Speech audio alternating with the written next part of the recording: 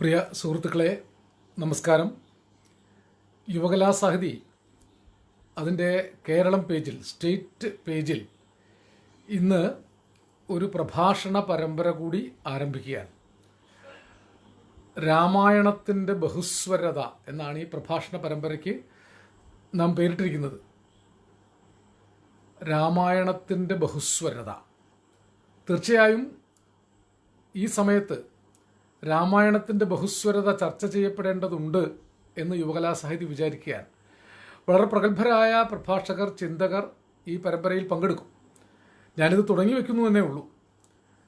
തീർച്ചയായും ഇതിനോടകം യുവകലാസാഹിതിയുടെ പ്രഭാഷണ പരമ്പരകൾ കോഴിക്കോട് പേജിൽ നടക്കുന്ന പാട്ടും പറച്ചിലും, നാടകഗ്രാമം പേജിൽ നടക്കുന്ന നാടകവർത്തമാനങ്ങൾ, കാസർഗോഡ് പേജിൽ നടക്കുന്ന സാഹിത്യ പാഠശാല, തൃശ്ശൂർ പേജിൽ നടക്കുന്ന മറ്റ് സാംസ്കാരിക പരിപാടികളൊക്കെ ധാരാളമായിട്ട് സഹൃദയർ ശ്രദ്ധിക്കുന്നുണ്ട്, ചർച്ച ചെയ്യുന്നുണ്ട് എന്നറിയാം.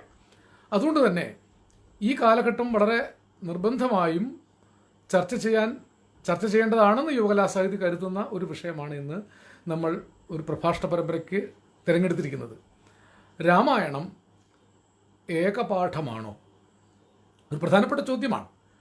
സമീപകാലത്തെ ഇന്ത്യയിലെ ഒരു പ്രധാനപ്പെട്ട പ്രവണത രാമായണം ഏകപാഠമാണ്, ഏകശിലാനിർമ്മിതമായ ഒരൊറ്റ പാഠമാണ്.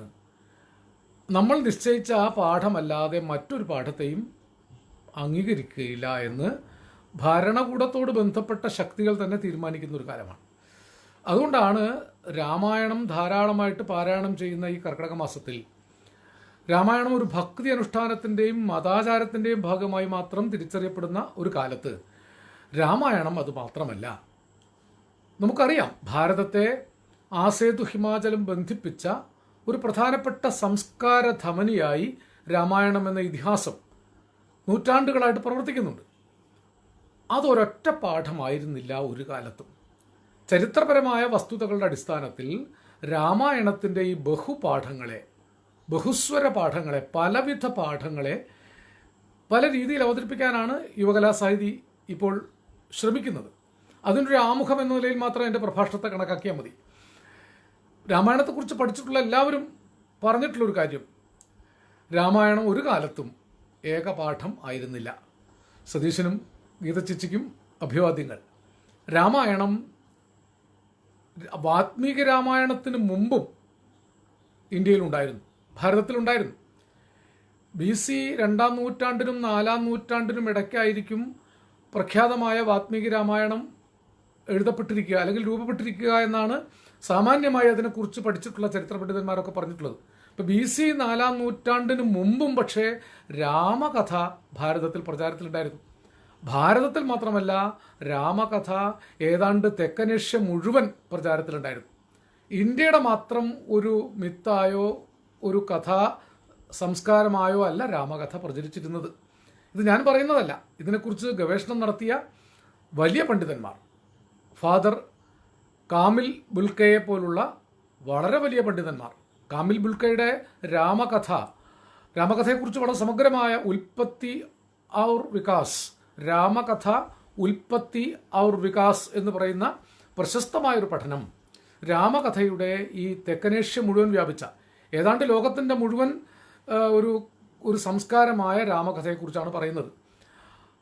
ഫാദർ കാമിൽ ബുൽക്കയെ ഒരു മിഷണറി ആയിരുന്നു. അദ്ദേഹം ഒരു ജസ്യൂട്ട് മിഷണറി ആയിട്ട് ഇന്ത്യയിൽ വന്ന ആളാണ്. ഇന്ത്യയിൽ വന്ന് ഹിന്ദി പഠിച്ച്, സംസ്കൃതം പഠിച്ച്, ഇന്ത്യയിലെ ഇതിഹാസങ്ങളും വേദങ്ങളും ഒക്കെ പഠിച്ച ഒരാളാണ്, മഹാപണ്ഡിതനായിരുന്നു. അദ്ദേഹത്തെ രാഷ്ട്രം പത്മവിഭൂഷൺ നൽകി ആദരിച്ചിട്ടുണ്ട്. പത്മവിഭൂഷണോ നൽകി ആദരിച്ചിട്ടുണ്ട്. അത്ര പ്രഗത്ഭനായി ഇന്ത്യ അംഗീകരിച്ച ഒരു മഹാപണ്ഡിതനായിരുന്നു ജസ്യൂട്ട് മിഷണറിയായി ഇന്ത്യയിൽ വന്ന ഫാദർ കാമിൽ ബുൽക്കെ. അപ്പോൾ കാമിൽ ബുൽക്കയുടെ രാമകഥ ഉൽപ്പത്തി ഔർ വികാസ് എന്ന പ്രശസ്തമായ പഠനം, അത് മലയാളത്തിലേക്കും പരിഭാഷപ്പെടുത്തിയിട്ടുണ്ട് അഭയദേവ്. അത് കേരള സാഹിത്യ അക്കാദമിയാണ് അത് പ്രസിദ്ധീകരിച്ചത്. ഏതാണ്ട് 950 വന്നതാണ് ഫാദർ കാമിൽ ബുൽക്കയുടെ ഈ പുസ്തകം. അതിൽ രാമകഥയുടെ ബഹുപാഠങ്ങളെക്കുറിച്ച് സവിസ്തരം വളരെ ഗഹനമായി പഠിച്ച് അദ്ദേഹം പറഞ്ഞിട്ടുണ്ട്. ആ കാലത്തൊന്നും ഈ രാമകഥയുടെ ബഹുപാഠങ്ങളെക്കുറിച്ച് ഇത്രയേറെ പാഠഭേദങ്ങളല്ല, പാഠങ്ങൾ തന്നെയാണ്. ആ പാഠങ്ങളെക്കുറിച്ച് ഒരു കുഴപ്പവും ഒരു ചർച്ചയും ഒരു വിവാദവും ഇന്ത്യയിൽ ഉണ്ടായിരുന്നില്ല. അതാണ് അതിൻ്റെ വ്യത്യാസം. 950 ഫാദർ കാമിൽ ബുൽക്കയുടെ രാമകഥയെക്കുറിച്ചുള്ള ഗംഭീരമായ പഠനം വന്ന കാലത്ത് ഇല്ലാത്ത വിവാദം പക്ഷേ AK രാമാനുജൻ്റെ 300 രാമായണങ്ങൾ വന്നപ്പോൾ ഉണ്ടായി. ഡൽഹി യൂണിവേഴ്സിറ്റി AK രാമാനുജൻ്റെ 300 രാമായണങ്ങൾ എന്ന പഠന പ്രബന്ധം പിൻവലിച്ചു. അപ്പോഴേക്കും ഇന്ത്യയിൽ രാമായണത്തിൻ്റെ 300 പാഠങ്ങൾ പോയിട്ട് 3 പാഠങ്ങൾ പോലും അംഗീകരിക്കാൻ കഴിയാത്ത അസഹിഷ്ണുതയുള്ള ഒരു ഭരണകൂടവും അതിനോടനുബന്ധിച്ച ഒരു എന്താ പറയുക, ഒരു ഇടപെടൽ ശക്തിയും വളർന്നു കഴിഞ്ഞിരുന്നു. രാമാനന്ദ സാഗറിൻ്റെ രാമായണം സീരിയലിനപ്പുറത്തേക്ക് ഒരു രാമായണത്തെയും അംഗീകരിക്കാൻ അവർക്ക് കഴിയാത്ത അവസ്ഥ വന്നു. രാമാനന്ദ സാഗറിൻ്റെ രാമായണം സീരിയലാകട്ടെ അതിപ്പോഴും വന്നുകൊണ്ടിരിക്കുന്നുണ്ട്. ഒരു പ്രതിസന്ധി വരുമ്പോഴൊക്കെ ഈ പുനരുത്ഥാന ഭരണകൂടം അല്ലെങ്കിൽ അതിൻ്റെ രാഷ്ട്രീയ ശക്തികൾ ഈ രാമായണത്തിൻ്റെ സീരിയലിനെ, രാമാനന്ദ സാഗറിൻ്റെ ഈ സീരിയൽകാരൻ ഉണ്ടാക്കിയെടുത്ത ഈ ഏകശിലാനിർമ്മിതമായ പാഠത്തെ മാത്രമാണ്, അല്ലെങ്കിൽ ജയ് ഹനുമാൻ പോലെ, അതൊക്കെ 90കളിൽ വന്നതാണ്. 90കളിൽ രാമകഥയെ ഒരു രാഷ്ട്രീയ ആവശ്യത്തിന് വേണ്ടി പുനഃക്രമീകരിച്ച കാലത്താണ് നമുക്ക് അസഹിഷ്ണുത വല്ലാതെ വർദ്ധിച്ചത്. അപ്പോഴാണ് AK രാമാനുജൻ്റെ 300 രാമായണങ്ങൾ ഡൽഹി യൂണിവേഴ്സിറ്റി പിൻവലിക്കാൻ തീരുമാനിക്കുന്നത്. ഈ ഒരു പ്രകരണത്തിലാണ്, ഈ ഒരു കോണ്ടെക്സ്റ്റിലാണ് ഈ രാമായണത്തിൻ്റെ ബഹുസ്വരത എന്നൊരു ചർച്ച നമ്മൾ പ്രഭാഷണത്തിലെടുത്തിരിക്കുന്നത്. അല്ലാതെ രാമായണം ഇപ്പം യുവകലാസാഹിത്യക്ക് രാമായണ പ്രേമം കൂടി നമ്മളെല്ലാവരും രാമായണം വായിക്കുന്ന, അല്ലെങ്കിൽ രാമായണം വായന ശീലമാക്കി കർക്കിടക മാസത്തിൽ എല്ലാവരും രാമായണം വായിക്കണമെന്ന് പറയാൻ വേണ്ടിയല്ല. കർക്കിടക മാസത്തിൽ രാമായണം വായിക്കുന്ന ഒരു സംസ്കാരമുണ്ട്. അത് കേരളത്തിൽ എഴുത്തച്ഛൻ തുടങ്ങി വെച്ചതാണ്. എഴുത്തച്ഛൻ്റെ ശിഷ്യപരമ്പരകളിലൂടെയാണ് വന്നത്. അതിന് വേറെ കാരണങ്ങളുണ്ട്. അത് തീർച്ചയായും ഒരു വലിയ സംസ്കാരം കേരളത്തിലുണ്ടാക്കി, കാവ്യ സംസ്കാരമാണ് ഉണ്ടാക്കിയെടുത്തത്. അത് പിന്നെ മതാനുഷ്ഠാനത്തിൻ്റെയും ആചാരങ്ങളുമായിട്ടൊക്കെ മാറിയെങ്കിലും അതിനെക്കുറിച്ചല്ല. ഈ ബഹുപാഠങ്ങളെ അംഗീകരിക്കാൻ കഴിയാത്ത രാമായണത്തിൻ്റെ ബഹുപാഠങ്ങൾ എന്ന് പറയുമ്പോൾ കുറച്ചൊന്നുമല്ല. നിങ്ങൾക്കതിൻ്റെ ചരിത്രത്തിലേക്ക് പോയാൽ വാത്മീകി രാമായണത്തിന് മുമ്പ് തന്നെ എത്രയോ നാടോടി പാഠങ്ങളുണ്ട്. വാത്മീകിയെയും വ്യാസനെയും സാധ്യമാക്കിയത് ഏതേത് നാടോടി പരമ്പരകളാണ് എന്നൊരു അന്വേഷണം ശരിക്കും വേണ്ടതാണ്. പെട്ടെന്നൊരു ക്ലാസിക്കൽ പാരമ്പര്യം ഉണ്ടാവുകയല്ല. ഈ ക്ലാസിക്കുകൾ ഉണ്ടാവാൻ കാരണമായ വളരെ വളരെ വിപുലമായ നാടോടി പാരമ്പര്യങ്ങൾ, അതിൽ രാമകഥകളുണ്ടായിരുന്നു. രാമകഥയുടെ വ്യത്യസ്തങ്ങളായ പാഠങ്ങളുണ്ട്. ബുദ്ധരാമായണമുണ്ട്. ബുദ്ധരാമായണത്തിൽ ഏതാണ്ട് വാത്മീകി രാമായണത്തിൻ്റെ രീതിയിൽ തന്നെയാണ് രാമകഥ അംഗീകരിച്ചിട്ടുള്ളത്. ജൈന രാമായണമുണ്ട്. അപ്പോൾ ഇത് ഹിന്ദു സമൂഹത്തിൻ്റെയോ ബ്രാഹ്മണ സമൂഹത്തിൻ്റെയോ അല്ലെങ്കിൽ സനാതന ധർമ്മ സമൂഹത്തിൻ്റെയോ ആയിട്ടല്ല ബുദ്ധന്മാരും രാമകഥ പറഞ്ഞിരുന്നു. ബുദ്ധ രാമായണം വളരെ പ്രശസ്തമായ രാമായണമാണ്. ജൈന രാമായണമുണ്ട്. അതോടൊപ്പം തന്നെ സംസ്കൃതത്തിൽ വാത്മീകിയുടെ രാമായണം പോലെ തന്നെ, വാത്മീകി രാമായണം പോലെ തന്നെ പ്രബലമായ ആനന്ദ രാമായണം, അത്ഭുത രാമായണം, അധ്യാത്മരാമായണം തുടങ്ങിയിട്ടുള്ള വളരെ പ്രശസ്തങ്ങളായ കൃതികളുണ്ട്.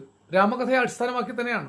അതിലൊക്കെ ഒരു വ്യത്യാസമുണ്ട്. ഈ അത്ഭുത രാമായണത്തിലൊക്കെ രാവണൻ്റെ ജ്യേഷ്ഠനായിട്ടൊരു മഹാരാവണൻ ഉണ്ടായിരുന്നു എന്നും അദ്ദേഹത്തിന് 1000 തലകളുണ്ടായിരുന്നു ഒക്കെ പോലുള്ള അത്ഭുത കഥകൾ ധാരാളം പറഞ്ഞിട്ടുണ്ട്. വാത്മീകി രാമായണം ചെയ്ത ഒരു കാര്യം, രാമൻ്റെ കഥയിലെ ഈ അമാനുഷിക അംശങ്ങളെ മുഴുവൻ ചോർത്തിക്കളഞ്ഞ് ധർമ്മത്തിൽ അധിഷ്ഠിതമായ ഒരു വ്യവസ്ഥ രൂപീകരിച്ച ഒരു രാജാവായിട്ടാണ് രാമനെ കണ്ടത്. ഈ ദേവന്മാർക്കും മനുഷ്യർക്കുമിടയിൽ മാതൃകാപുരുഷനായിട്ട് ആരാണുള്ളത് എന്ന ഒരു നാരദൻ്റെ ചോദ്യം. നാരദനിലൂടെയാണ് ആദ്യം രാമായണ കഥ വരുന്നത് എന്നാണ് രാമായണ കഥയുടെ ഉൽപ്പത്തിയെക്കുറിച്ച് പറയുന്ന ഐതിഹ്യങ്ങളിലൊക്കെ ഉള്ളത്. കൊന്വസ്മിൻ സാമ്പ്രതം ലോകെ ഗുണവാൻ കശ്ച വീര്യവാൻ. ഈ ലോകത്ത് ഗുണവാനും വീര്യവാനും മര്യാദാ പുരുഷോത്തമനുമായിട്ട് ആരൊരാളാണ് ഉള്ളത് എന്ന ചോദ്യത്തിന് ഉത്തരമായിട്ടാണ് രാമചന്ദ്രനെക്കുറിച്ച് പറയുന്നത്. രാമൻ്റെ ഈ മര്യാദാ പുരുഷോത്തമത്വവും ഈ പറയുന്ന ധാർമ്മിക ഗുണമൂല്യങ്ങളും ഒക്കെ വാഴ്ത്തി തുടങ്ങി രാമന് തന്നെ എതിരായി തീർന്ന കാവ്യമാണ് വാസ്തവത്തിൽ വാത്മീകി രാമായണം. രാമൻ്റെ സീതയോടുള്ള സമീപനത്തെ ചോദ്യം ചെയ്യുന്നുണ്ട് വാത്മീകി. ഈ സീതാപരിത്യാഗത്തിൻ്റെ സന്ദർഭത്തിൽ സീതയെ അഗ്നിശുദ്ധി തെളിയിക്കാൻ രാമൻ സീതയോട് ആവശ്യപ്പെടുന്ന സന്ദർഭത്തിൽ വാത്മീകി പറയുന്നതായിട്ടൊരു വളരെ പ്രശസ്തമായ ഒരു പിഴച്ചവളെങ്കിൽ, ഇവൾ പതിവ്രത അല്ലെങ്കിൽ ഞാൻ ഇതേവരെ ആർജിച്ച തപശക്തി മുഴുവൻ നശിച്ചു പോകട്ടെ എന്ന് വാത്മീകി പറയുന്നുണ്ട്. വാത്മീകിക്ക് സീതയുടെ സ്വഭാവശുദ്ധിയിൽ യാതൊരു സംശയം ഉണ്ടായിരുന്നില്ല രാമനെ പോലെ. അപ്പം രാമൻ്റെ വീര്യവാനും മര്യാദാ പുരുഷോത്തമനും ധർമ്മചാരിയുമായിട്ടുള്ളത് എന്ന് രാമൻ്റെ അപദാനം വാഴ്ത്തി തുടങ്ങിയ വാത്മീകി രാമായണം തന്നെ രാമനെതിരായിത്തീരുന്നതാണ് വാത്മീകി രാമായണത്തിൽ നമ്മൾ കാണുന്നത്. എന്നാൽ ഭക്തിപ്രസ്ഥാന കാലത്ത് വാത്മീകി രാമായണത്തെ അല്ല പ്രധാനമായ ഒരു അവലംബമാക്കിയിട്ടുള്ളത്. അതാണ് ഇന്ന് പറയുന്ന ഈ ഭക്തി രാമായണം മാത്രമായിട്ട് രാമായണ കഥ ചുരുങ്ങിപ്പോകാനുള്ള ഒരു കാരണം. തുളസീദാസൻ രാമചരിതമാനസം എഴുതി. രാമചരിതമാനസമാണ് ഭക്തിപ്രസ്ഥാന കാലത്ത് ഉത്തരേന്ത്യയിൽ ഹിന്ദിയിൽ വിശേഷിച്ചും ഒരു പ്രചുര പ്രചാരത്തിൽ വളർന്ന രാമായണ കഥ. അത് ഭക്തി കേന്ദ്രീകരിച്ച രാമഭക്തനായിരുന്നു തുളസീദാസൻ. എങ്കിലും അദ്ദേഹം മത സാഹോദര്യം സൂക്ഷിച്ചിരുന്ന ഒരാളായിരുന്നു. ഭക്തിപ്രസ്ഥാന കാലത്ത് ഇന്ത്യയിൽ ഉണ്ടായ പ്രധാനപ്പെട്ട ഒരു കാര്യം ഹിന്ദു മുസ്ലിം ഐക്യം വളരെ സജീവമായി. തുളസീദാസനായാലും കബീറായാലും നാനാക്കായാലും സൂർദാസ് ആയാലും അതിനു മുമ്പുണ്ടായിരുന്ന ഉത്തരേന്ത്യയിലെ ആസാമിലെ നാമദേവനായാലും ശങ്കരദേവനായാലും നാമദേവനായാലും കേരളത്തിലെ നമ്മുടെ തുഞ്ചത്ത് രാമാനുജൻ എഴുത്തച്ഛൻ വരെയുള്ള ഭക്തിപ്രസ്ഥാനത്തിൻ്റെ പ്രയോക്താക്കളായ കാവ്യാചാര്യന്മാർ മുഴുവനും സത്യത്തിൽ ഈ മതാതീതമായി കാര്യങ്ങൾ കണ്ട ആളുകളാണ്. അതുകൊണ്ട് തുളസീദാസൻ തന്നെ പറയുന്നുണ്ട്, തുളസീദാസനെ ബ്രാഹ്മണനല്ല എന്ന ആ കാലത്തെ സവർണ്ണ ബ്രാഹ്മണന്മാർ ആക്ഷേപിക്കുന്നുണ്ട്. അതിന് തുളസീദാസ് പറയുന്നൊരു മറുപടി, ഞാൻ ബ്രാഹ്മണനല്ലായിരിക്കാം, നിങ്ങൾ എൻ്റെ ജാതി നിശ്ചയിച്ചോളൂ, ഏത് ജാതിയായാലും എനിക്ക് വിരോധമില്ല, ഞാൻ രാമൻ്റെ ദാസനാണ്. എനിക്ക് വിശക്കുമ്പോൾ ഞാൻ കിട്ടിയിടത്തുനിന്ന് ഭക്ഷണം കഴിക്കും, കിടക്കാനിടമില്ലെങ്കിൽ ഞാൻ പള്ളിയിൽ പോയി കിടക്കും, പള്ളിയിൽ നിന്ന് കിട്ടുന്ന ഭക്ഷണം മുസ്ലിം പള്ളിയിൽ നിന്ന് കിട്ടുന്ന ഭക്ഷണവും കഴിക്കും. അങ്ങനെയാണ് ഈ തുളസീദാസൻ ആ കാലത്ത് മതാതീതമായ ഒരു ആത്മീയത രാമകഥ പാടിക്കൊണ്ട് തന്നെ പ്രചരിപ്പിക്കുന്നത്. അപ്പോൾ തുളസീദാസൻ്റെ കാലത്ത് അല്ലെങ്കിൽ സൂർദാസിൻ്റെ കാലത്ത് അങ്ങനെ അതിനു മുമ്പ് കമ്പരുടെ രാമായണം ഏതാണ്ട് 12-ാം നൂറ്റാണ്ടിൽ തന്നെ തമിഴകത്ത് വരുന്നുണ്ട്. കമ്പരുടെ രാമായണത്തിന് മുമ്പ് തന്നെ അനവധി നാടോടി രാമായണങ്ങൾ തമിഴകത്ത് പ്രചാരത്തിലുണ്ടായിരുന്നു. ആ നാടോടി രാമായണത്തിൽ ഒന്നിൽ ശരിക്ക് രാവണന്റെ പുത്രിയാണ് സീത എന്നൊരു കഥയുണ്ട്. കമ്പരത് അംഗീകരിക്കുന്നുണ്ട്, രാവണന്റെ പുത്രിയാണ് സീത. ഈ ഒരു കഥയാണ് രാവണപുത്രി എന്ന വയലാർ രാമവർമ്മയുടെ കവിതയ്ക്ക് ആധാരമാകുന്നത്. അപ്പോൾ അങ്ങനെ ബഹുസ്വരതയിലാണ് രാമകഥ തന്നെ നിലനിൽക്കുന്നത്. രാവണന്റെ പുത്രിയാണ് സീത എന്ന് പറയാവുന്ന ഒരു രാമായണ പാഠത്തെ അക്കാലത്ത് അംഗീകരിച്ചിരുന്നു. അത് പാഠഭേദമല്ല, അങ്ങനൊരു പാഠം തമിഴകത്ത് ആ കാലത്ത് പ്രചാരത്തിലുണ്ടായിരുന്നു. കമ്പരപ്പുള്ളൊരു വലിയ കവി അത് അംഗീകരിച്ചിരുന്നു. ഇങ്ങനെ പലതും കാണാം. ഹനുമാനെ കേന്ദ്ര കഥാപാത്രമാക്കിക്കൊണ്ടുള്ള രാമായണങ്ങളുണ്ട്, സീതയെ തന്നെ കേന്ദ്ര കഥാപാത്രമാക്കിക്കൊണ്ടുള്ള രാമായണങ്ങളുണ്ട്. പല കഥകളിലും രാമനെതിരെ വിമർശനങ്ങൾ ആ കാലത്ത് തന്നെ ഉണ്ടാവുന്നുണ്ട്. ഈ അത്ഭുത രാമായണം, ആനന്ദരാമായണം ഒക്കെ വേറെ വേറെ പാഠങ്ങളാണ്. ഇതേ സമയത്ത് തന്നെ ഇന്ത്യയിൽ മാത്രമല്ല, ഞാൻ പറഞ്ഞു ജൈനരാമായണവും ബുദ്ധരാമായണവും ഒക്കെ ഉണ്ട്, അതുപോലെ തന്നെ ഈ അധ്യാത്മരാമായണം ഉണ്ട്. അധ്യാത്മരാമായണത്തെയാണ് ഒരുപക്ഷെ രാമാവതാരം, രാമൻ ഈശ്വരാംശജനാണെന്നുള്ള ഒരു സങ്കല്പത്തിൽ ഭക്തിപ്രസ്ഥാനക്കാരന്മാർ പ്രധാനമായിട്ട് ആശ്രയിച്ചത്. നമ്മുടെ തുഞ്ചത്ത് രാമാനുജൻ എഴുത്തച്ഛനും ഈ കവിതയെ തന്നെ ഈ കാവ്യത്തെ തന്നെ അധ്യാത്മരാമായണത്തെ തന്നെയാണ് ആശ്രയിച്ചത്. അവിടേക്ക് ഞാൻ വരാം. ഇന്ത്യയിൽ മാത്രമല്ല, തെക്കനേഷ്യയിൽ മുഴുവൻ രാമായണ കഥ ഉണ്ടായിരുന്നു ഞാൻ പറഞ്ഞു. Java, Sumatra, Malaysia, Burma, China, Sri Lanka തുടങ്ങി ഇന്തോനേഷ്യ തുടങ്ങി ദക്ഷിണേന്ത്യയുടെ മിക്കവാറും പ്രദേശങ്ങളിലൊക്കെ രാമകഥ പ്രചാരത്തിലുണ്ടായിരുന്നു. അവിടെയൊക്കെ ഓരോരോ തരത്തിലാണ്. അവിടെ രാമകഥ കാവ്യരൂപത്തിൽ മാത്രമല്ല, പല പല ആവിഷ്കാര രൂപത്തിൽ, നാടകങ്ങളായി, ചിത്രരൂപങ്ങളായി, പല രംഗാവിഷ്കാരങ്ങളായിട്ടൊക്കെ വന്നിട്ടുണ്ട്. ഇപ്പോൾ രാമകഥ അവിടെയൊക്കെയും പ്രചാരത്തിലുണ്ടായിരുന്നു. ഇപ്പോൾ ഇന്ത്യയുടെ മാത്രം ഒരു പൈതൃകമായിട്ട് രാമകഥയെ പറയാൻ സാധിക്കില്ല. ഇന്തോനേഷ്യയിൽ അവരുടെ വിമാന കമ്പനിയുടെ പേര് ഗരുഡ എന്നാണ്. എന്ന് പറഞ്ഞാൽ അത്രയും രാമായണത്തിലെ കഥാപാത്രങ്ങളെ സ്വാംശീകരിച്ചിട്ടുണ്ട്. അവിടെ രാമശബ്ദത്തോടു കൂടിയ രാജാക്കന്മാർ ഭരിച്ചിരുന്നു എന്ന് പറയുന്നുണ്ട്. ഇന്തോനേഷ്യയുടെ ഒരു ദേശീയ വികാരമായിട്ട് രാമായണ കഥ ഉണ്ട്. ബർമ്മയിലുണ്ട്, ചൈനയിലുണ്ട്, തിബത്തിലുണ്ട്, ശ്രീലങ്കയിലുണ്ട്, മലയയിലുണ്ട്, സുമാത്രയിലുണ്ട്, ജാവയിലുണ്ട്. ഇങ്ങനെ പല സ്ഥലങ്ങളിലും രാമകഥ ദക്ഷിണേഷ്യ മുഴുവൻ പ്രചാരത്തിലുണ്ട്. അവിടെയൊക്കെ ഇതിൻ്റെ പല പാഠങ്ങളുണ്ട്. ഇതൊന്നും പാഠഭേദങ്ങളല്ല, പാഠങ്ങൾ തന്നെയാണ്. ഫാദർ ശരിക്കും ഇത് കൃത്യമായിട്ട് കാമിൽ കൃത്യമായിട്ട് ഇത് പറയുന്നുണ്ട്. ഇതൊക്കെ പാഠങ്ങളാണ്. അദ്ദേഹം വളരെ ഗവേഷണം ചെയ്താണ് ഈ പുസ്തകം. ആ കാലത്തൊന്നും ഇതിനെക്കുറിച്ച് ചർച്ചയും ബഹളം ഉണ്ടായിട്ടില്ല. എ കെ രാമാനുജന്റെ 300 രാമായണങ്ങൾ വരുമ്പോഴാണ് ഒരു ഭരണകൂടത്തിൽ നിന്നും അക്കാഡമിക് തലത്തിൽ നിന്നും ഇതിനെതിരെ എതിർപ്പുണ്ടാവുന്നത്. എന്ന് പറഞ്ഞാൽ ഇത് സമീപകാലത്തുണ്ടായതാണ്. ഈ ബഹുസ്വര പാഠങ്ങളെ, രാമായണത്തിൻ്റെ ബഹുസ്വര പാഠങ്ങളെ അംഗീകരിക്കാൻ വിമുഖതയുള്ള ഒരു രാഷ്ട്രീയം, ഒരു രാമരാഷ്ട്രീയം അല്ലെങ്കിൽ രാമനിൽ കേന്ദ്രീകരിച്ച ഒരു പുനരുത്ഥാന രാഷ്ട്രീയം ഇന്ത്യയിൽ ശക്തിപ്പെടുമ്പോഴാണ് ഈ രാമകഥയുടെ ബഹുസ്വരതയെ അംഗീകരിക്കാൻ പലർക്കും അസഹിഷ്ണുതയുണ്ടാകും. അതിന് പറ്റിയ ഒരു വിതരണക്രമം ഈ ബ്രാഹ്മണ മതങ്ങൾ കേന്ദ്രീകരിച്ചുണ്ടാകുന്ന പുനരുത്ഥാനത്തിൻ്റെ രാഷ്ട്രീയം പ്രചരിപ്പിക്കുന്നുണ്ട്. അതാണ് നമ്മൾ തിരിച്ചറിയേണ്ട ഒരു കാര്യം. ഇപ്പം രാമായണം ഏതെങ്കിലും ഒരു കാലത്തും ഇതൊരു സവർണ പാഠമായിരുന്നില്ല. സവർണ ഒരു കാലത്ത് അതിനെ ആ രീതിയിൽ അംഗീകരിച്ചിരുന്നില്ല. സത്യത്തിൽ ഗുപ്ത സാമ്രാജ്യ കാലത്താണ് രാമകഥ, രാമായണ കഥ ഒരു രാമനൊരു അവതാര രൂപമായി വരുന്നതും രാമകഥയ്ക്കൊരു ഭക്തി കേന്ദ്രീകൃതമായ പാഠമുണ്ടാകുന്നതും. ഈ അയോധ്യ എന്ന പ്രദേശം രാമജന്മഭൂമിയാണെന്നുള്ള തർക്കം പോലും ആ കാലത്ത് ഉൽപ്പാദിപ്പിക്കപ്പെട്ടിട്ടില്ല. അക്ബറുടെ കാലത്താണ് തുളസീദാസൻ ഉണ്ടായിരുന്നത്. തുളസീദാസൻ ഈ അയോധ്യ തർക്കത്തിന് കാരണമായിട്ടൊരു അന്ന് തർക്കമില്ലെങ്കിലും അങ്ങനെ അയോധ്യ, ഇപ്പോൾ നിലനിൽക്കുന്ന അയോധ്യ രാമന്റെ ജന്മഭൂമിയാണെന്നുള്ള രീതിയിലുള്ള ഒരു തരത്തിലുള്ള കാര്യങ്ങളും അന്ന് പറഞ്ഞതായിട്ട് കാണുന്നില്ല. മാത്രമല്ല, അക്ബർ ചക്രവർത്തി രാമായണം സ്വന്തമായിട്ട് പേർഷ്യൻ ഭാഷയിലേക്ക് പരിഭാഷപ്പെടുത്തിയ ആളാണ്.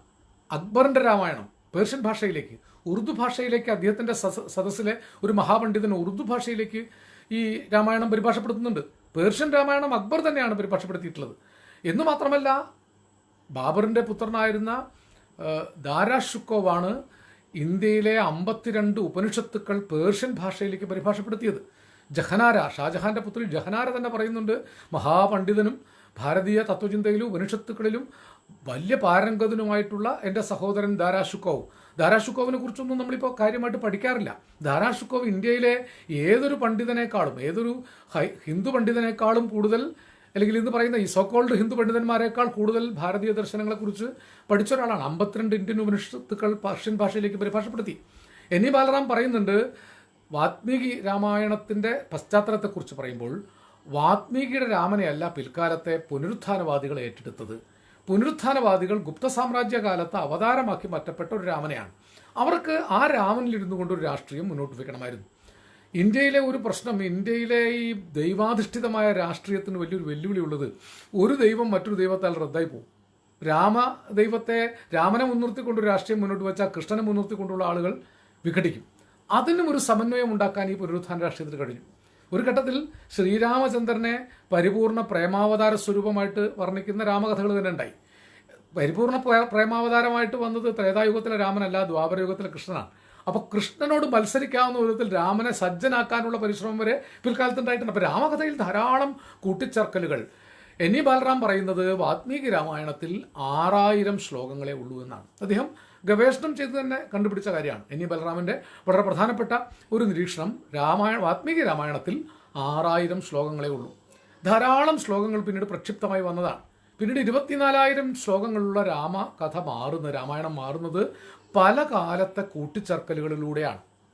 അപ്പോൾ വാത്മീകി രാമായണം എന്ന ശുദ്ധ പാഠമല്ല നിലനിൽക്കുന്നത്. അതിൽ എത്രയോ കൂട്ടിച്ചേർക്കലുകളുണ്ടായി. അന്ന് തന്നെ നിലനിന്നിരുന്ന അത്ഭുത രാമായണത്തെയോ ആനന്ദരാമായണത്തെയോ അധ്യാത്മരാമായണത്തെ കുറേയൊക്കെ അംഗീകരിച്ചു കാണും.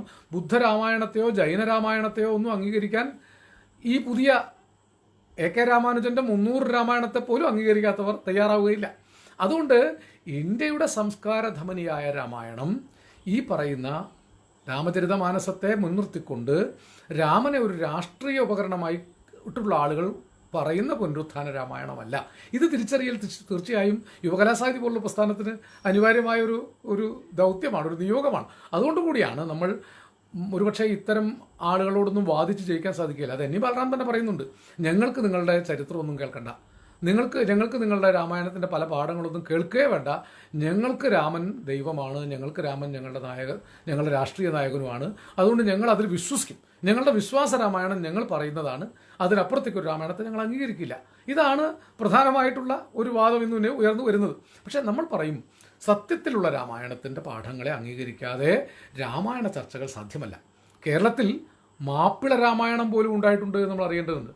മാപ്പിള രാമായണം, ഞാൻ ആദ്യമായിട്ട് മാപ്പിള രാമായണത്തിലെ ചില പാഠങ്ങൾ കേട്ടത് കടത്തനാട്ടെ അറിയപ്പെടുന്ന ചരിത്ര പണ്ഡിതനും ഗവേഷകനും കഥാപ്രസംഗകൻ ഒക്കെ ആയിരുന്ന ടി എച്ച് കുഞ്ഞിരാമൻ നമ്പ്യാരിൽ നിന്നാണ്. ടി എച്ച് കുഞ്ഞിരാമൻ നമ്പ്യാരെ ഇത്തരണത്തിൽ ഓർക്കേണ്ടത് വളരെ പ്രധാനമാണ്. ടി എച്ച് കുഞ്ഞിരാമൻ നമ്പ്യാർ ഒരു കാലത്ത് കടത്തനാടിൻ്റെ സവിശേഷമായ ഒരു കഥ പറച്ചിൽ രീതി പ്രചരിപ്പിച്ച ഒരാളായിരുന്നു. അദ്ദേഹം ഈ പൂമാദേവി പൊന്നമ്മയുടെയും മതിലേരിക്കന്നിയുടെയൊക്കെ പാട്ടുകൾ അദ്ദേഹത്തിൻ്റെ ഹൃദയത്തിൽ നിന്ന് കണ്ടെടുത്തതാണ്. അതിനു മുമ്പ് ആ പാട്ട് പ്രചാരത്തിലില്ല. 24 വടക്കം പാട്ടുകളുടെ കാലത്ത് പൂമാദേവി പൊന്നമ്മയുടെയും ഈ പറയുന്ന മതിലേരിക്കന്നിയുടെയും പാട്ടുകഥയില്ല. ആ പാട്ടുകഥ വാസ്തവത്തിൽ ടി എച്ച് കുഞ്ഞിരാമൻ നമ്പ്യാരുടെ ഹൃദയത്തിൽ നിന്ന് പുറത്തു വന്ന ധാരാളം പാട്ടുകൾ ഹൃദയസ്ഥമാക്കിയിരുന്ന ഒരാളായിരുന്നു. അദ്ദേഹമാണ് മാപ്പിള രാമായണം ഹൃദയസ്ഥമായി പാടിക്കൊണ്ട് നടന്നിരുന്നത്. വടക്കേ മലബാറിൽ, വിശേഷിച്ചും ഈ കടത്തനാട് പോർലാതിരി പ്രദേശങ്ങളിൽ ഇന്നത്തെ വടകര അടക്കമുള്ള പ്രദേശങ്ങളിൽ ഒരു കാലത്ത് ഈ മാപ്പിള രാമായണം വളരെ പ്രശസ്തമായിരുന്നു. അത് പാടിക്കൊണ്ട് തുടങ്ങിയിരുന്നു. ആളുകൾക്ക് ഹൃദിസ്ഥമാണ്. അതിൽ വല്ല വരികളൊക്കെ കേട്ടാൽ ഭയങ്കര തമാശയാണ്. ഇപ്പോൾ പറഞ്ഞാൽ പലർക്കും ഇത് അസഹിഷ്ണുത ഉണ്ടാക്കും. പണ്ട് താടിക്കാരൻ ഔലി പാടി വന്ന പാട്ട് കേട്ടതല്ലേ നമ്മൾ രാമായണം കഥ പാട്ട് എന്നാണ് തുടങ്ങുന്നത്. പണ്ട് താടിക്കാരൻ ഔലി, ഈ മഹർഷി ഔലി എന്ന ഒരു ഔലിയാക്കന്മാരെന്ന് പറയുന്ന ഈ ഇസ്ലാമിക സൂഫികളെ ബന്ധപ്പെടുത്തിക്കൊണ്ടാണ് പണ്ട് താടിക്കാരൻ ഔലി പാടി വന്ന പാട്ട് കേട്ടതല്ലേ നമ്മൾ ഈ രാമായണം കഥ പാട്ട്. അത് കഴിഞ്ഞ് കോസലത്തിലെ ദശരഥൻ പണ്ട് 4 കെട്ടിയ പാട്ട്, കോസലത്തിലെ ദശരഥൻ പണ്ട് 4 കെട്ടിയ പാട്ട്, അമ്മികുമ്മായം പൊടിഞ്ഞും മക്കളില്ലാ പാട്ട്, പായസം കഴിച്ച് 3 4 പെറ്റ പാട്ട്, കേട്ട കാരിരുമ്പിൻ ഒത്ത ലാമൻ പേരെടുത്ത പാട്ട്. ലാമൻ, രാമൻ എന്നല്ല, ലാമനെന്നും ലാവണനെന്നും ഒക്കെയാണ് ആ പാട്ടിൽ പറയുന്നത്. അപ്പം പണ്ട് താടിക്കാരൻ ഔലി പാടി വന്ന പാട്ട് കേട്ടതല്ലേ നമ്മൾ രാമായണം കഥ പാട്ട്, കോസലത്തിലെ ദശരഥൻ പണ്ട് 4 കെട്ടിയ പാട്ട്, അമ്മികുമ്മായം പൊടിഞ്ഞും മക്കളില്ലാ പാട്ട് എന്നിങ്ങനെ പറയുന്ന പായസം കഴിച്ച് 3 4 ചുരുക്കിയാണ് പറയുന്നത്. കെട്ടിയോൾക്ക് വരം കൊടുത്ത് സുയിപ്പിലായ പാട്ട്, ഈ കൈകേയിക്ക് വരം കൊടുത്ത ദശരഥ കഥ കെട്ടിയോൾക്ക് വരം കൊടുത്ത് സുയിപ്പിലായ പാട്ട് എന്നിങ്ങനെയാണ്. ഇത് ഇപ്പോഴുണ്ടായതല്ല. നൂറ്റാണ്ടുകൾക്ക് മുമ്പ് തച്ചോളിപ്പാട്ടും പുത്തൂരം പാട്ടും പ്രചാരത്തിലുള്ള കാലത്ത് തന്നെ ഇത് ജനഹൃദയങ്ങളിൽ പ്രചാരത്തിലുണ്ട്. നമ്മുടെ എം എൻ കാരശ്ശേരി മാഷൊക്കെ മാപ്പിള രാമായണത്തെക്കുറിച്ച് വളരെ ആഴമേറിയ പഠനങ്ങൾ നടത്തിയ ആളുകളാണ്. എനിക്ക് തോന്നുന്നു, ഞങ്ങൾ പ്രതീക്ഷിക്കുന്നുണ്ട്, അദ്ദേഹം സമ്മതിച്ചിട്ടുണ്ട്, നമ്മുടെ രാമായണ പ്രഭാഷണ പരമ്പരയിൽ കാരശ്ശേരി മാഷുണ്ടാകും. നാളെ കുരിപ്പുഴ ശ്രീകുമാർ വരുന്നുണ്ട്, സി രാധാകൃഷ്ണൻ വരാമെന്ന് പറഞ്ഞിട്ടുണ്ട്, സച്ചിദാനന്ദ മാഷ് മിക്കവാറും ഉണ്ടാവും. അങ്ങനെ പലരെയും, അസീസ് തരുവണ, രാമായണത്തിൻ്റെ ഒരു വയനാടൻ പാഠം സൃഷ്ടിച്ച അസീസ് തരുവണ വരാമെന്ന് പറഞ്ഞിട്ടുണ്ട്. നമ്മളിങ്ങനെ വ്യത്യസ്തമായ രാമായണങ്ങൾ, ആരെയും വെല്ലുവിളിക്കാനൊന്നുമില്ല, ഇതിവിടെ ഉള്ളതാണ്. ഈ ഉള്ളതിനെ മറച്ചു വെക്കാൻ പാടില്ല. ഒരു ജനാധിപത്യ സംസ്കാരം പുലരുന്ന നാട്ടിൽ ഇത്തരത്തിലുള്ള സംവാദങ്ങൾ നിലനിൽക്കേണ്ടതുണ്ട്. രാമായണത്തിൻ്റെ ബഹുസ്വര പാഠങ്ങളെ ഇപ്പോൾ അടുത്ത കാലത്ത് ധാരാളം പാഠങ്ങൾ പിന്നെയും വന്നു. എൻ്റെ പ്രിയപ്പെട്ട സുഹൃത്തായ OM കരുവാരക്കുണ്ട് ഇശൽ രാമായണം എന്നൊരു കൃതി എഴുതിയിട്ടുണ്ട്. ഈ മാപ്പിള രാമായണത്തിൽ നിന്ന് വളരെ വ്യത്യസ്തമാണ്. അദ്ദേഹം രാമായണ കഥ, ഇപ്പോൾ നിലവിലുള്ള അധ്യാത്മ രാമായണ കഥയെ ആശ്രയിച്ച് അതിലെ ഓരോ സന്ദർഭങ്ങളെയും വിവിധ ഇശലുകളാക്കി മാറ്റിയിട്ടുണ്ട്. മാപ്പിളപ്പാട്ടിലെ അതിസങ്കീർണവും വ്യത്യസ്തവും മൗലികവുമായ ധാരാളം ഇശലുകളിലേക്ക് നിലനിൽക്കുന്ന രാമകഥ മാറ്റുകയാണ് OM കരുവാരക്കുണ്ട് ചെയ്തിട്ടുള്ളത്. ഞാൻ ആ കൃതി മുഴുവൻ വായിച്ചു നോക്കിയ ആളാണ്. എന്ന് മാത്രമല്ല, അതിനൊരു അവതാരിക എഴുതാനും എനിക്ക് അവസരമുണ്ടായി. ഞാൻ സന്തോഷത്തോടു കൂടിയാണ്, ആ പുസ്തകം വന്നിട്ടില്ല, ഇശൽ രാമായണം. അപ്പോൾ മാപ്പിള രാമായണം മാത്രമല്ല, ഇശൽ രാമായണം ഉണ്ടായിട്ടുണ്ട്, എത്രയോ നാടോടി രാമായണങ്ങൾ ഉണ്ടായിട്ടുണ്ട്, ഗോത്ര രാമായണങ്ങളുണ്ട്. NE ബാലറാം തന്നെ പറയുന്നുണ്ട്, ഒരു കാലത്ത് ഈ ആജീവകന്മാരും ഈ പറയുന്ന ചാർവാകന്മാരും നിരീശ്വരന്മാരും ഒക്കെ ഉണ്ടായിരുന്ന, ലോകായതന്മാരും ഒക്കെ ഉണ്ടായിരുന്നതിനേക്കാൾ ഈശ്വരവാദികളായ ഈ ബ്രാഹ്മണ മതങ്ങളുണ്ടായിരുന്നതിനേക്കാൾ കൂടുതൽ ആളുകൾ ഗോത്രങ്ങളിലുണ്ടായിരുന്നു. ഏറ്റവും വലിയ ജനസംഖ്യ ഗോത്ര ജനസംഖ്യയായിരുന്നു. ആ ഗോത്ര ഭാഷകളിൽ രാമായണ കഥകൾ, നാടോടി കഥകളായി പ്രചരിച്ചിട്ടുണ്ട്. എനിക്ക് നേരിട്ട് പരിചയമുണ്ടായിരുന്ന ഒരു നാട്ടു രാമായണം, കുറച്ച് വർഷങ്ങൾക്ക് മുമ്പ് ഞാൻ ചാലിശ്ശേരിയിൽ ആലിക്കര ക്ഷേത്രത്തിനടുത്ത് വെച്ചൊരു പഴയ നാടോടി പാട്ടുകാരനെ ആദരിക്കാനിട വന്നു. അദ്ദേഹത്തിന് ഫോക്ലോർ പുരസ്കാരം കിട്ടി. അദ്ദേഹത്തിൻ്റെ പേര് ഞാൻ പെട്ടെന്ന് മറന്നുപോയി. അദ്ദേഹം ഈ നാടോടി രാമായണം, അത് ഈ പറയ സമുദായക്കാരുടെ കരിനീലിയാട്ടം, മലവാഴിയാട്ടം തുടങ്ങിയ ആ ഒരു പ്രകരണത്തിൽ പാടിക്കൊണ്ടിരുന്ന ഒരു പാഠത്തിൽ നിന്ന് ഉണ്ടാക്കിയെടുത്ത ഭൂമി പെറ്റ പെണ്ണല്ലേ സീതപ്പെണ്ണ് ഓൾക്കല്ലേ ചീരാമൻ പൊടവെടുത്ത് എന്ന ഒരു രീതിയിലുള്ള ഒരു കീഴാള പാഠം. അങ്ങനെ ഒരു പാഠം, അദ്ദേഹത്തിൻ്റെ പേര് എനിക്ക് പെട്ടെന്ന് അവൻ്റെ നമ്മൾ വരുന്നില്ല, ചാത്തക്കുട്ടി എന്ന് പറയുന്ന, അദ്ദേഹം മരിച്ചുപോയി.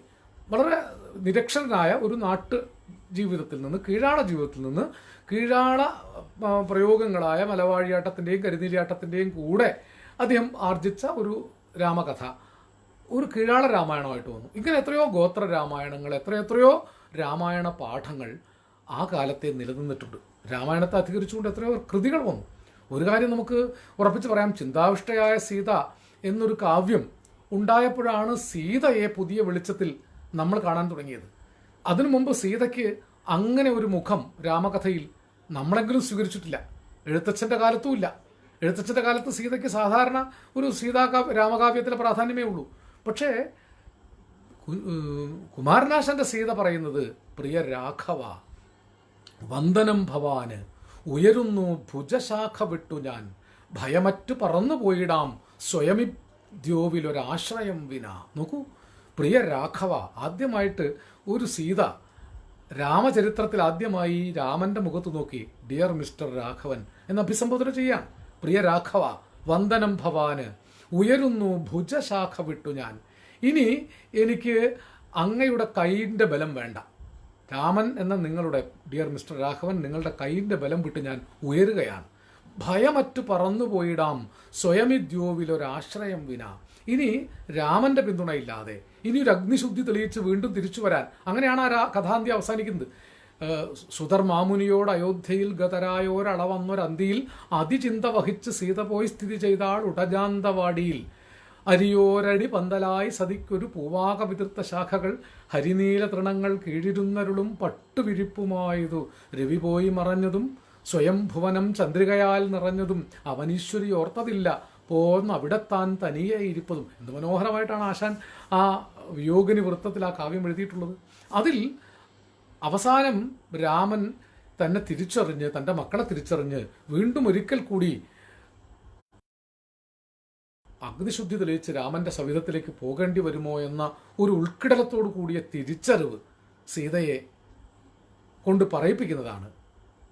ഇനി യാത്ര പറഞ്ഞിടട്ടെ ഹാ ദിനസാമ്രാജ്യപദേ ദിവസ്പദേ.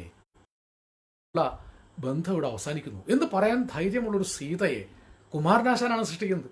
കുമാരനാശാൻ അങ്ങനെ സീതയെ സൃഷ്ടിച്ചപ്പോഴും ഇവിടുത്തെ പക്ഷപാതികളാരും അതിനെതിരെ വാളെടുത്തായിട്ട് ഞാൻ കേട്ടിട്ടില്ല. ആ കാലത്ത് പല വിമർശനങ്ങളും സീതാകാവ്യത്തെക്കുറിച്ച് ഉണ്ടായിട്ടുണ്ടെങ്കിലും ഇങ്ങനെ സീതയെ മുൻനിർത്തിക്കൊണ്ട് അന്നത്തെ മഹാപണ്ഡിതന്മാർ പോലും ആ സീതാപാഠത്തെ ആക്ഷേപിച്ചിട്ടില്ല. അങ്ങനെ എത്രയോ, ഞാൻ ഒരു ഉദാഹരണം പറഞ്ഞു എന്നേ ഉള്ളൂ. അല്ല, തുഞ്ചത്ത് രാമാനുജൻ എഴുത്തച്ഛൻ തന്നെ വേറെ ഒരുപാട് സ്വാതന്ത്ര്യം എടുത്തിട്ടുണ്ട്. കാരണം എഴുത്തച്ഛൻ്റെ ഒരു വലിയ പരിശ്രമം ഈ കീഴാളന്റെ പാഠവും, കീഴാളൻ തന്നെയാണ് അന്ന് ശൂദ്രമക്ഷര സംയുക്തം ദൂരത പരിവർജയേൽ എന്ന നിയമമുള്ള കാലത്താണ് തുഞ്ചത്ത് രാമാനുജൻ എഴുത്തച്ഛൻ ഊഴിയിൽ ചെറിയവർക്കറിയാൻ വേണ്ടി പച്ച മലയാളത്തിൽ ഇതിഹാസങ്ങൾ എഴുതുന്നത്, രാമായണം അടക്കം. അതിനു മുമ്പ് രാമകഥ മലയാളത്തിൽ ഉണ്ടായിട്ടുണ്ട്. രാമചരിതകാരൻ ചീരാമകവി, രാമചരിതം എഴുതിയ ചീരാമകവി രാമകഥ ആദ്യം എഴുതിയിട്ടുണ്ട്. അത് പക്ഷേ ഭാഷ പച്ച മലയാളമല്ല, ഒരു പ്രാകൃത മലയാളമാണ്. വായിക്കാൻ ഇപ്പോഴും ബുദ്ധിമുട്ടാണ്. നിരണം കവികൾ കണ്ണശരാമായണം, നിരണം കവികളുടെ കണ്ണശരാമായണം വന്നിട്ടുണ്ട്. അതിനുശേഷമാണ് തുഞ്ചത്ത് രാമാനുജൻ എഴുത്തച്ഛൻ അധ്യാത്മരാമായണത്തെ മുൻനിർത്തിക്കൊണ്ട് ഈ രാമായണ കഥ അധ്യാത്മരാമായണം കിളിപ്പാട്ട് രൂപത്തിൽ എഴുതുന്നത്. ഇന്നിപ്പോൾ കർക്കിടക മാസത്തിൽ വീടുകളിൽ പാരായണം ചെയ്യുന്നത് ഈ അധ്യാത്മരാമായണമാണ്. നമ്മളതിൻ്റെ ചരിത്രം കൂടെ മനസ്സിലാക്കണം. സി രാധാകൃഷ്ണൻ എഴുതിയ തീക്കടൽ കടഞ്ഞ് തിരുമധുരം എന്ന ഒരു നോവലെങ്കിലും മിനിമം വായിച്ചാൽ ആ കാലത്ത് തുഞ്ചത്ത് രാമാനുജൻ എഴുത്തച്ഛൻ എന്ന ആചാര്യന് എത്രമാത്രം സമരമാണ് അന്നത്തെ ആ വരേണ്യവർഗത്തിനെതിരെ ചെയ്യേണ്ടി വന്നത്. അതൊരു സുപ്രധാനമായ വിപ്ലവകരമായ അനുഭവമാണ്. കാരണം ശൂദ്രനായ എഴുത്തച്ഛൻ ചക്കാല നായർ അവർണരുടെ കുട്ടികളെയും മരക്കാൻ്റെ കുട്ടിയെയും, മരക്കാൻ വെച്ചാൽ മുസൽമാനാണ്, അക്ഷരം പഠിപ്പിച്ചതിൻ്റെ പേരിലാണ് എഴുത്തച്ഛനെതിരെ സങ്കേതക്കാരെന്ന് പറയുന്ന അന്നത്തെ ബ്രാഹ്മണ പുരോഹിത കുലങ്ങൾ പരാതി ഉന്നയിക്കുന്നത്. അങ്ങനെയാണ് ഈ സങ്കേതക്കാരുടെ കുറ്റപത്രമനുസരിച്ചാണ് സാമൂതിരി രാജാവ് ഈ അധ്യാത്മരാമായണകാരനായ, അന്ന് അധ്യാത്മരാമായണം എഴുതിയിട്ടില്ല, അന്ന് അദ്ദേഹം ചെയ്ത കുറ്റം അവർണരെ, ജാതിയിൽ താഴ്ന്നവരെ അക്ഷരം പഠിപ്പിച്ചു. മരക്കാൻ്റെ മാപ്പിളയുടെ കുട്ടിക്കും അക്ഷരം പഠിപ്പിച്ചു. ഇത് ഈ ഭക്തി പ്രസ്ഥാനത്തിൻ്റെ ഒരു സമീപനമായിരുന്നു. ജാതിയും മതവും നോക്കിയില്ല, തുളസീദാസനും നോക്കിയില്ല, സൂർദാസ് നോക്കിയില്ല, അന്നത്തെ കബീർ നോക്കിയില്ല, നാനാക്ക് നോക്കിയില്ല. അതിൻ്റെ തുടർച്ചയിലാണ് എഴുത്തച്ഛനും ജാതി മതഭേദമില്ലാതെ അക്ഷരം പഠിപ്പിക്കാൻ ശ്രമിക്കുന്നത്. അതിൻ്റെ പേരിലാണ് വധശിക്ഷയ്ക്ക് വിധിക്കുന്നത്. അന്ന് പുരോഗമന ചിന്തയുണ്ടായിരുന്ന ബ്രാഹ്മണരുടെ തന്നെ വത്തിക്കാൻ ആയിരുന്ന ആഴ്വാഞ്ചേരിയിൽ, അതും അന്നത്തെ കാലത്ത് ഒരു പുരോഗമന ചിന്ത ഉണ്ടായിരുന്ന ആലോചിക്കണം. ബ്രാഹ്മണർ മുഴുവൻ ഇങ്ങനെ പിന്നോക്കം പോയവരായിരുന്നില്ല. ബ്രാഹ്മണ കുലഗുരുവായിട്ട് നിന്നിരുന്ന നമ്പൂതിരിമാരുടെ വത്തിക്കാനായിരുന്ന ഈ ആഴ്വാഞ്ചേരിയിൽ നിന്ന് തമ്പ്രാക്കൾ ഇടപെട്ടിട്ടാണ് ഇദ്ദേഹം അത്ര പാപം ചെയ്തിട്ടില്ല എന്ന് അദ്ദേഹത്തിന് മനസ്സിലായി. ജാതി മതം നോക്കാതെ പഠിപ്പിച്ചു. എന്നിട്ട് വധശിക്ഷ റദ്ദ് ചെയ്ത് നാടുകടത്തിലാക്കി. എഴുത്തച്ഛൻ നാടുകടത്തപ്പെട്ടു. ചമ്രവട്ടത്തും ചുറ്റൂരും ഒക്കെ ഇരുന്നാണ് അദ്ദേഹം ഈ രാമായണ കഥയും ഇതിഹാസങ്ങളിൽ ഭാരതവും ഭാഗവതവും ഒക്കെ കിളിപ്പാട്ട് രൂപത്തിൽ എഴുതുന്നത്. തനിക്കൊരു കുറ്റമുണ്ടാവാതിരിക്കാനാണ് കിളിയെ കൊണ്ട് പാടിച്ചത്.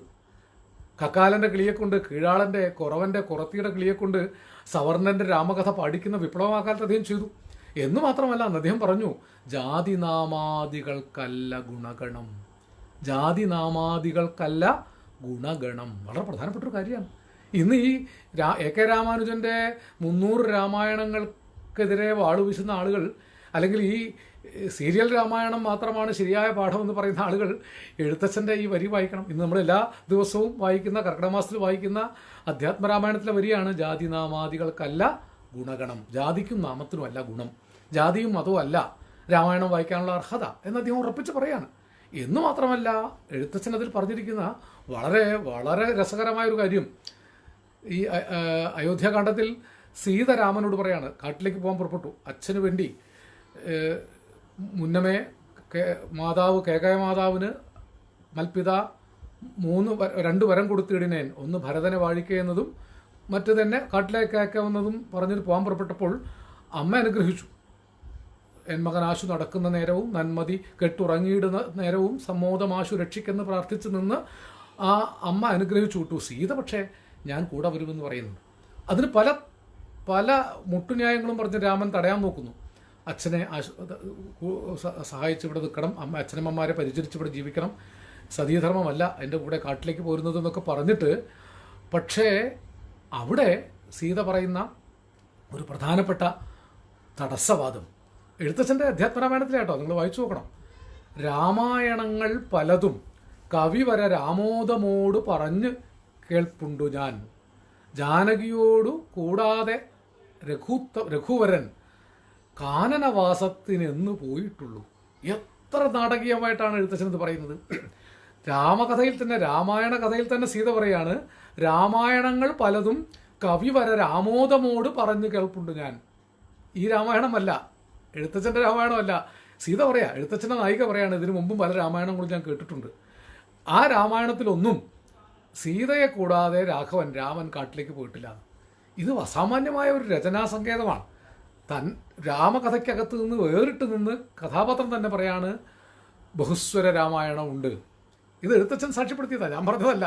രാമായണത്തിൻ്റെ ബഹുസ്വരത എഴുത്തച്ഛൻ നിങ്ങൾ കർക്കിടകത്തിൽ വായിക്കുന്ന അധ്യാത്മരാമായണത്തിൽ സാക്ഷ്യപ്പെടുത്തിയിട്ടുണ്ട്. രാമായണങ്ങൾ പലതും കവിവര രാമോദമോട് പറഞ്ഞു കേൾപ്പുണ്ടു ഞാൻ, ജാനകിയോട് കൂടാതെ രഘുവരൻ കാനനവാസത്തിനെങ്ങു പോയിട്ടുള്ളൂ. ഞാൻ പറയുന്നത് ഈ ബഹുസ്വര രാമായണം ഒറ്റ രാമായണമല്ല, പലവിധ രാമായണം, മാപ്പിള രാമായണവും ഗോത്രരാമായണവും ബുദ്ധരാമായണവും ജൈനരാമായണവും ശൈവവും വൈഷ്ണവുമായ പല പാഠഭേദങ്ങളും ഒക്കെ ചേർന്ന, ഒരുപക്ഷെ മീരയെപ്പോലുള്ള ഭക്തിപ്രസ്ഥാന കാലത്തെ ആളുകൾ കൃഷ്ണഭക്തരായിരുന്നെങ്കിൽ പോലും അന്ന് ഇതിൻ്റെയൊന്നും ഈ വേർതിരിവുകളില്ല. ഏതെങ്കിലും ഒരു ഭക്തിയുടെ കേന്ദ്രം വെച്ചുകൊണ്ട് ഒരു ദൈവത്തെ, അവതാരത്തെ രാഷ്ട്രീയ ഉപയോഗത്തിന് വേണ്ടി വെക്കുന്നില്ല കാലത്ത്. അതുകൊണ്ടാണ് അക്ബറിന് തുളസീദാസിനെ അംഗീകരിക്കാൻ കഴിയുന്നത്. തുളസീദാസനോട് അക്ബർ കൊട്ടാരത്തിലേക്ക് വരാൻ പറയുമ്പോൾ തുളസീദാസൻ പറയുന്നത്, ഞാൻ മനുഷ്യരുടെ കൊട്ടാരത്തിലേക്ക് വരാറില്ല, ഞാൻ രാമൻ്റെ കൊട്ടാരത്തിലെ അന്തേവാസിയാണെന്നാണ്. അതിൽ അക്ബറിന് യാതൊരു നീരസവും തുളസീദാസനോട് തോന്നുന്നില്ല. അപ്പോൾ ഭക്തിപ്രസ്ഥാന കാലത്തെ രാമകഥയിൽ ഭക്തി ഒരു കേന്ദ്രഭാവമായിട്ടുണ്ടെങ്കിലും ഭക്തി പോലും സവർണ മേധാവിത്വം കുത്തകയാക്കി വെച്ചിരുന്ന കാലത്ത് ഭക്തിയെ ജനാധിപത്യവൽക്കരിക്കാൻ നടന്ന ഒരു വിപ്ലവ ശ്രമമായിട്ട് കൂടി അതിനെ കാണേണ്ടതുണ്ട്. എന്നാൽ ഇന്ന് ഭക്തി അനുഷ്ഠാന ഭക്തിയായും ആചാരഭക്തിയായും അതൊരു ഒരു സംഘടിത മതബോധമായും പുനരുത്ഥാന ബലമായും ഫാഷിസത്തിന് വഴിമരുന്നിടുന്ന ഒരു ഉപാദാനമായും ഒക്കെ മാറുമ്പോഴാണ് ഈ ബഹുസ്വര രാമായണങ്ങളെക്കുറിച്ച് പേർത്തും പറയേണ്ട ഒരു ആവശ്യം നമുക്ക് വന്നിരിക്കുന്നത്. അതുകൊണ്ട് യുവകലാസാഹിത്യം ശ്രമിക്കുന്നത്, അത് അന്നത്തെ കാലത്ത് എഴുത്തച്ഛൻ നേരിട്ട പല കാര്യങ്ങളെക്കുറിച്ച് നമുക്ക് രാധാകൃഷ്ണ നോവൽ, സി രാധാകൃഷ്ണ നോവലൊക്കെ വായിക്കുമ്പോൾ മനസ്സിലാവും. എഴുത്തച്ഛൻ ആ കാലത്ത് പല ദുരിതങ്ങളും അനുഭവിച്ചു. അതുകൊണ്ടാണ് അദ്ദേഹം ഹരിനാമകീർത്തനത്തിൽ ഋതുവായ പെണ്ണിനും ഇരപ്പനും ദാഹകനും പതിതനും അഗ്നിയജനം ചെയ്ത ഭൂസുരനും ഹരിനാമകീർത്തനം ഇതൊരു നാളും ആർക്കും ഉടനരുതാത്തതല്ല എന്ന് പറഞ്ഞു വയ്ക്കുന്നത്. അന്നത്തെ സാമൂഹ്യ വ്യവസ്ഥയിൽ ബ്രാഹ്മണനായിരുന്നു, ഈ സങ്കേതക്കാരായ ബ്രാഹ്മണരുടെ ആധിപത്യം നിലനിൽക്കുന്ന കാലമാണ്. അന്ന് ബ്രാഹ്മണരിൽ തന്നെ അഗ്നിഹോത്രം ചെയ്ത ബ്രാഹ്മണനാണ് നെടുനായകത്വം സമൂഹത്തിൽ. എന്നാൽ ആ ബ്രാഹ്മണനെ ഏറ്റവും പിന്നിലേക്ക് മാറ്റുകയാണ് എഴുത്തച്ഛൻ ചെയ്യുന്നത്. എന്നിട്ട് സ്ത്രീയെ മുന്നിലേക്ക് കൊണ്ടുവന്നു. അന്ന് സ്ത്രീ സമൂഹത്തിൽ ഏറ്റവും താഴെയാണ്. അതിൽ തന്നെ ഋതുവായ സ്ത്രീ വളരെ പിന്നിലാണ്. ഇപ്പോഴും നമ്മൾ ഋതുവായ സ്ത്രീയെ ഈ ആധുനിക സമൂഹത്തിലും ഋതുവായ സ്ത്രീയെ എവിടെയാണ് നിർത്തിയിരിക്കുന്നത്? ഋതുവായ സ്ത്രീയുടെ കാര്യം തീരുമാനമായിട്ടില്ല. നമ്മൾ സുപ്രീം കോടതിയുടെ 5 അംഗ ബെഞ്ചിൽ വിട്ടിട്ടേ ഉള്ളൂ. ഞങ്ങൾ ഈ യുവകലാസാഹിതിയുടെ സാംസ്കാരിക യാത്രയിൽ ആ വിഷയം കേന്ദ്രീകരിച്ചായിരുന്നു ഒരു നാടകം അവതരിപ്പിച്ചുകൊണ്ടിരുന്നത്.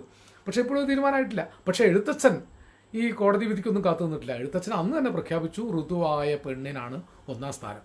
ഋതുവായ പെണ്ണിനും ഇരപ്പനും, ഇരന്നു നടക്കുന്നവന്, ദാഹകന്, ചുടുകാട്ടിൽ ശവം ചുടുന്നവന്, പതിതന്, ഏറ്റവും പതിതനായ, ഏറ്റവും അടിസ്ഥാന വിഭാഗത്തിൽപ്പെട്ട അവനും അതും കഴിഞ്ഞിട്ടാണ് അഗ്നിഹോത്രം ചെയ്ത ഭൂസുരന് സ്ഥാനം കൊടുക്കുന്നത്. ഇപ്പം പൗരോഹിത്യം, ബ്രാഹ്മണ സവർണ ബ്രാഹ്മണിക്കൽ ഓർഡർ സ്ഥാപിക്കാൻ ശ്രമിക്കുന്ന പൗരോഹിത്യം ഒരു കാലത്തും രാമകഥയെ ആ രൂപത്തിൽ അംഗീകരിച്ചിട്ടില്ല. ശംഭൂകന് തപസ് ചെയ്യാൻ പറ്റിയില്ല. അത് പ്രധാനപ്പെട്ട കാര്യമാണ്. സതീശൻ ചോദിക്കുന്ന രാമായണം സംഘപരിവാറിൻ്റെയോ മതപൗരോഹിത്യത്തിൻ്റെയോ സംഭാവനയല്ല, ജാതി മതാതീതമായ ജനപദങ്ങളുടെ ആയിരക്കണക്കിന് ചരിത്ര വർഷങ്ങളിലൂടെ പറഞ്ഞും പാടിയും സമ്പുഷ്ടമാക്കിയ രാമായണം മതത്തിൻ്റെയും സംസ്കാരത്തിൻ്റെയും പേരിലല്ല പ്രചരിക്കപ്പെടേണ്ടതാണ്. നമ്മുടെ ജനറൽ സെക്രട്ടറി സതീശനാണ് ഇതിലെഴുതി. പലരും ഇങ്ങനെ പറയുന്നുണ്ട്. ഈ നേരത്തെ പൗലോസാണെന്ന് തോന്നുന്നു, ഈ എഴുത്തച്ഛൻ ചക്കല നായരല്ല എഴുത്തച്ഛൻ സമുദായക്കാരനാണെന്ന് പറഞ്ഞ് ഒരു ബഹളം ഉണ്ടായിരുന്നു. ആ സമയത്ത് എനിക്ക് ഓർമ്മയുണ്ട്, കൊച്ചിൻ ദേവസ്വം ബോർഡിൻ്റെ ഒരു പുരസ്കാരം തീക്കടൽ കടഞ്ഞ് തിരുമധുരത്തിന് കൊടുക്കാൻ തൃശ്ശൂരിൽ രാധാകൃഷ്ണൻ എത്തിപ്പെട്ടപ്പോൾ എഴുത്തച്ഛൻ സമുദായക്കാരനല്ല എഴുത്തച്ഛൻ എന്ന് പറഞ്ഞതിൻ്റെ പേരിൽ ഒരുപിടിയല്ല കുറച്ച് എഴുത്തച്ഛൻ സമുദായക്കാർ വന്ന് വലിയ ഗാഗ്വാവിളിയും ബഹളമൊക്കെ ഉണ്ടാക്കിയപ്പോൾ തടയാനാകെ ഉണ്ടായിരുന്നത് കുറച്ച് യുവകലാസാഹിത്യക്കാരാണ്. തീർച്ചയായും തോർക്കാതിരിക്കാൻ നിർത്തിയില്ല. അതുകൊണ്ട് ഇത് പൗരോഹിത്യത്തിൻ്റെയോ സവർണ ബ്രാഹ്മണിക്കൽ ഓർഡറിൻ്റെയോ പാഠമായിട്ടല്ല ചരിത്രത്തിൽ നിന്നിട്ടുള്ളത്. അവരിപ്പോൾ അത് കൊണ്ടുവരുന്നുണ്ട്. അവർ എഴുത്തച്ഛൻ്റെ പാഠത്തെ അംഗീകരിക്കുന്നുണ്ട്. എഴുത്തച്ഛൻ്റെ പാഠത്തെ അന്ന് അംഗീകരിച്ചിട്ടില്ല. ബ്രാഹ്മണർ എഴുത്തച്ഛനെ പരമപാഹിമം എന്ന് പരപര എന്ന് മദ്യപിച്ച് കവിത പാടുന്ന ആളായിട്ടാണ് പറഞ്ഞത്.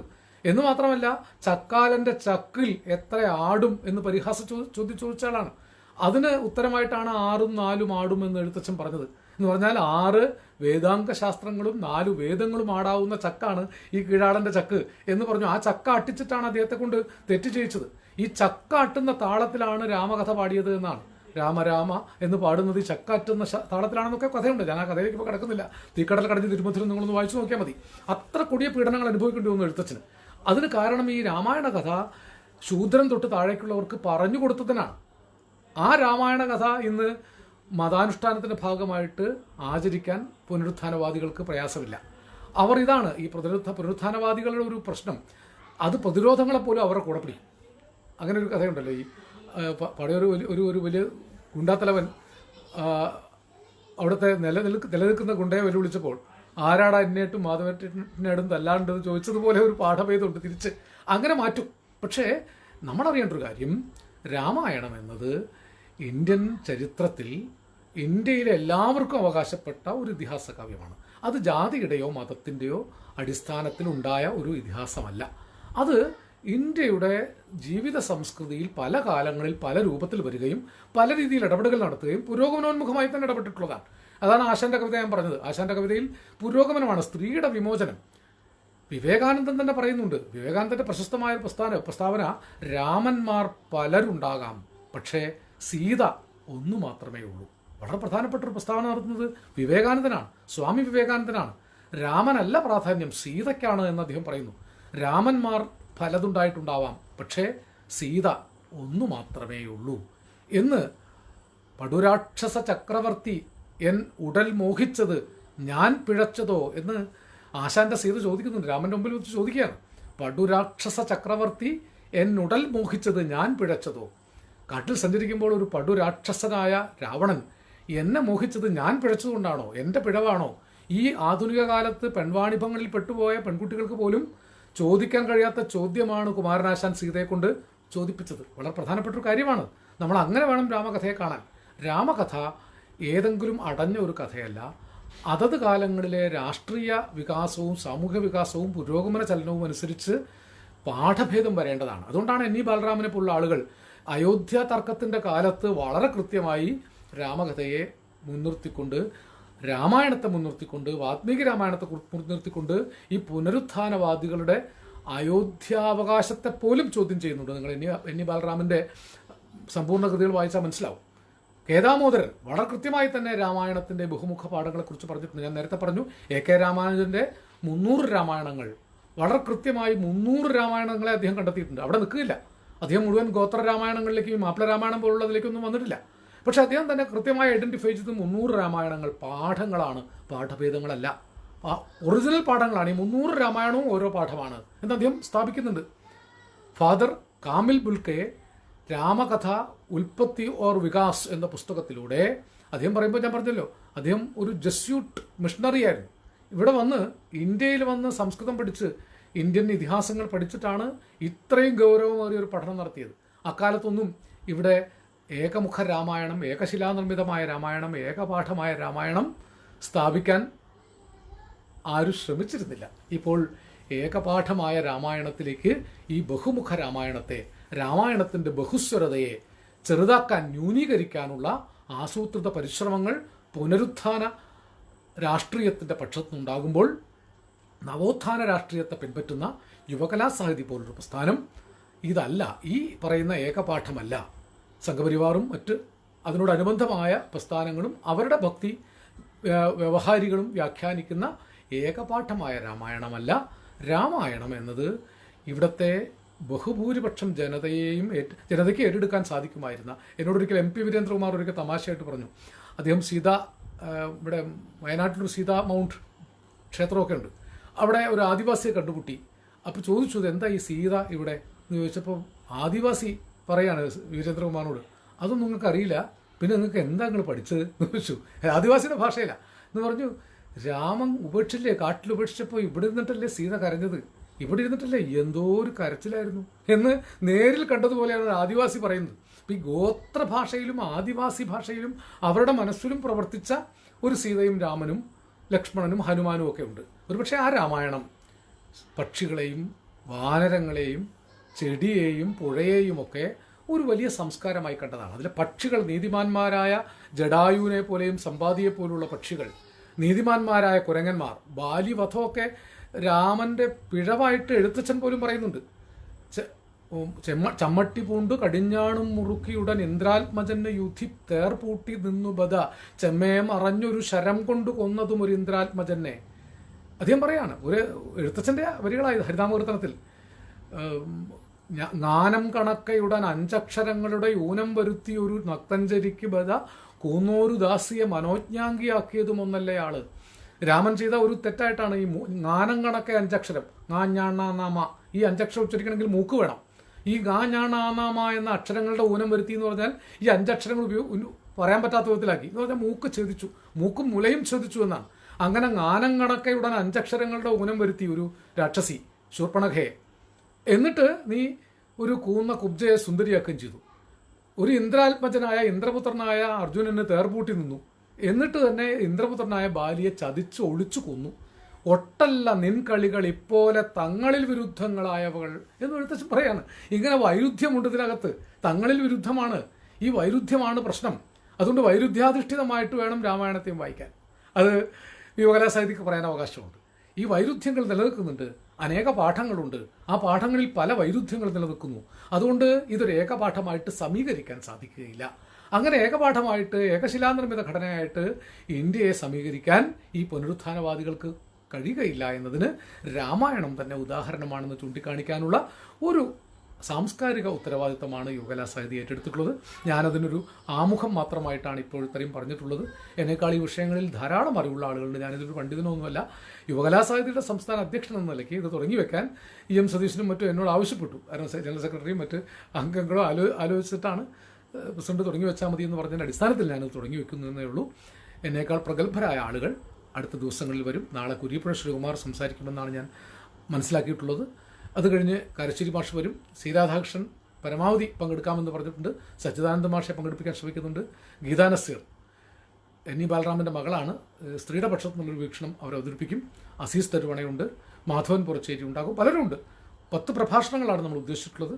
തുടർച്ചയായിട്ട് പറ്റുമെങ്കിൽ 10 പ്രഭാഷണം, അല്ലെങ്കിൽ ഈ ഇടവേളയിലെപ്പോഴെങ്കിലുമൊക്കെ 1-2 ദിവസം വിട്ടാലും ഈ 10 പ്രഭാഷണങ്ങൾ യുവകലാസാഹിതി മുന്നോട്ട് വയ്ക്കും. ഇതൊരു അവസാനത്തെ പാഠമൊന്നുമല്ല. യുവകലാസാഹിതി ഒരിക്കലും അവസാനത്തെ പാഠങ്ങൾ ഉൽപ്പാദിപ്പിക്കുന്ന ഒരു പ്രസ്ഥാനമല്ല.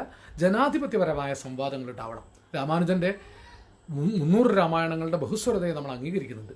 ഏകശിലാനിർമ്മിതമായ ഒരു ഘടന കൊണ്ട് ആ ബഹുസ്വരതയെ ഇല്ലാതാക്കാൻ സാധിക്കുകയില്ല എന്ന് ഉറച്ചു വിശ്വസിക്കുന്ന ഒരു സാംസ്കാരിക പ്രസ്ഥാനം എന്ന നിലയിൽ തുടർന്നുള്ള ദിവസങ്ങളിലും നിങ്ങൾ ഈ രാമായണ പ്രഭാഷണങ്ങൾ കേൾക്കണം. അത് ഫേസ്ബുക്കിലൂടെ പ്രചരിപ്പിക്കണം. അതിൽ സംവാദങ്ങൾ ഉണ്ടാകണം. ഞാൻ പറഞ്ഞല്ലോ, ഞാൻ അവസാനത്തെ വാക്കുകൾ പറയുന്ന ഒരാളല്ല. കഴിയുന്നത്ര സംവാദാത്മകമായി ഈ ചർച്ച മുന്നോട്ട് കൊണ്ടുപോകാൻ സാധിച്ചാൽ തീർച്ചയായും അത് ഈ കെട്ടകാലത്തും ഈ COVID-19 അടച്ചിടൽ കാലത്തും നമ്മുടെ മനസ്സുകളെ തുറപ്പിക്കും. അതിന് ഒരു അവസരം യുവകലാസാഹിതിക്ക് ഉണ്ടായതിൽ ചരിത്രപരമായ ദൗത്യം നിറവേറ്റാൻ സാധിച്ചതിന് ഞങ്ങൾക്ക് ചാരിതാർത്ഥ്യമുണ്ട്. എന്നെ കേട്ട എല്ലാവർക്കും, എൻ്റെ പ്രിയങ്കരായ സഹപ്രവർത്തകർക്കും യുവലാ സാഹിത്യ ബന്ധുക്കൾക്കും ഹൃദയാഭിവാദനങ്ങൾ അർപ്പിച്ചുകൊണ്ട് അഭിവാദ്യങ്ങൾ.